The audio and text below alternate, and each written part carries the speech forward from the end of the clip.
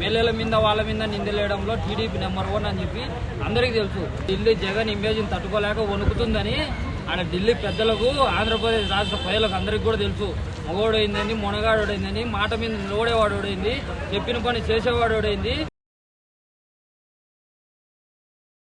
వాళ్ళు చదువుకునే వాళ్ళు కదా, అభిమానంతో ఫోటోలు దిగుతారు, దాంతో తప్పేముంది? తిరుమలలో ఆంజనేయ స్వామి విగ్రహం లోకేష్ పక్కనే ఉన్నాడు, మళ్ళీ విగ్రహం కార్యకర్త అనేవాడు విగ్రహమే ఎత్తుకోపోయినాడు. మళ్ళీ దాన్ని ఎవడు చెప్తాడు? ఎక్కువ సమాధానం. విగ్రహాలు ఎత్తుకోబోతున్నారు వాళ్ళ కార్యకర్తలు. మళ్ళా నువ్వు మెగా డిఎస్సీ గురించి యువకులు అభిమానంగా ఫోటోలు దిగుతారు, ఫోటోలు దిగితే వాళ్ళకి అడిగే హక్కు ఉండదా? నాకు ఉద్యోగం కావాలని అడిగే హక్కు వాళ్ళకు ఉన్నదా? యువకులకు ఉంటుంది, కంపల్సరీ ఉంటుంది. న్యాయస్థానానికి వెళ్ళినారు, న్యాయస్థానంలో కూడా మొట్టికాయలు వేశారు, అయినా బుద్ధి రాదా అని విమర్శలు చేస్తున్నారు. న్యాయస్థానం మొట్టికాయలేసింది? న్యాయస్థానం ఎవరికి మొట్టికాయలేసింది? ఢిల్లీ ఎవరికి దిగి వచ్చింది, ఢిల్లీకి ఎవరికి తలొచ్చింది? ఆడ ఆంధ్రప్రదేశ్ రాష్ట్ర ప్రజలకు అందరికీ కూడా తెలుసు. ఈ రోజు కూడా ఢిల్లీ జగన్ ఇమేజ్ని తట్టుకోలేక వణుకుతుందని ఆడ ఢిల్లీ పెద్దలకు ఆంధ్రప్రదేశ్ రాష్ట్ర ప్రజలకు అందరికీ కూడా తెలుసు.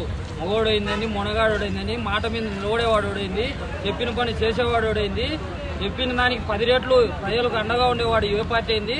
ఆంధ్రప్రదేశ్ రాష్ట్ర ప్రజలకు అందరికీ బాగా అర్థమైంది.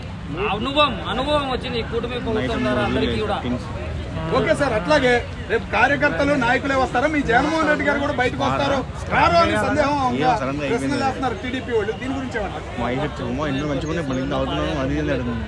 ఆ రోజే అంటే రేపు జరగబోయే దీక్షకు వస్తారా రారా అని వస్తే అనౌన్స్మెంట్ చేస్తాడు.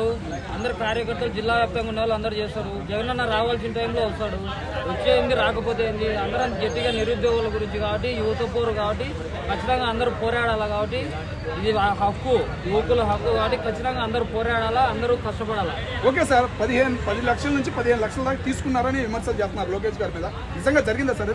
ఎవరు ఇంతకుముందు వీళ్ళు అధికారంలో వైసీపీ ఉన్నప్పుడు ఇదే లోకేష్ ఎంతమంది ఎమ్మెల్యేల మీద ఎన్ని ఆరోపణలు చేసినారు? ఇవన్నీ నిజమా? అవి చెప్పమని ఫస్ట్ మీ లోకేష్ ఎమ్మెల్యేల మీద మంత్రుల మీద ఆరోపణలు చేశాను కదా, అంటే అప్పుడు విమర్శలు చేశారని ఇప్పుడు విమర్శలు చేస్తున్నారా? అంతే అంటారా? ఇదే కర్నూలు హఫీజ్ ఖాన్ మీద ఎన్ని కోట్లు నింద మోపితే హఫీజ్ ఖాన్ గారు యువగలం పాదయాత్రలో హఫీజ్ ఖాన్ గారు లోకేష్ గారికి ఎదురు వెళ్తే లోకేష్ గారు వెనక్కి తిరిగి పారిపోయిన సంగతి అందరికీ తెలుసు. ఎమ్మెల్యేల మీద వాళ్ళ మీద నిందలేయడంలో టీడీపీ నెంబర్ 1 అని చెప్పి అందరికీ తెలుసు. వాళ్ళు ఈరోజు గర్వంగా చెప్పుకోవచ్చు, ఏ నాయకులు చేయని విధంగా మేము అభివృద్ధి చేసినామని చెప్పి చూపించుకోవచ్చు. వాళ్ళు మంచి చేసి ఓడిపోయారు తప్ప న్యాయంగా అయితే మంచిగా చేసి మేము ఓడిపోయాం. న్యాయంగా మీరు ఈవీఎంల ద్వారా వచ్చి ఈ రోజు గెలిచి వైఎస్ఆర్ కాంగ్రెస్ పార్టీ సంబంధించిన సోషల్ మీడియా వాళ్ళను ఇష్టానుసారంగా వాళ్ళని పేటీఎం పెంచడం, అవమానకరంగా మాట్లాడము, కుటుంబాల గురించి ఈ రోజు మాట్లాడము, చేదగానితనంలో చేదగాని వాళ్ళు ఎవరో ఈ రోజు ఆంధ్రప్రదేశ్ రాష్ట్ర ప్రజలకు బాగా అర్థమవుతారు. ఓకే సార్, అట్లాగే 15,875 పోస్టుల్లో దగ్గర 1600-1700 మంది జగన్మోహన్ రెడ్డి గారు వాడుకున్న వాలంటీర్లు కూడా ఉండాలని టీడీపీ అంటుంది. 1,40,000 సంక్రాంతి కానుకొని 10,000 ఇచ్చినాడా? 30,000 ఇచ్చినాడంట. అందరూ ఇచ్చినాడా? ఊరికి ఏంటికి ఎన్ని మాట మీద నిలబడే వాళ్ళు కాదు వీళ్ళు అని అందరికీ కూడా అర్థమైపోయింది. ఓకే సార్, టోటల్ గా 16,000 పోస్టులు అన్నారు. దీనిలో ఎన్ని జరిగినాయి అన్యాయం అంటారు? ఎన్ని పోస్టులకు అన్యాయం జరిగింది అంటారు?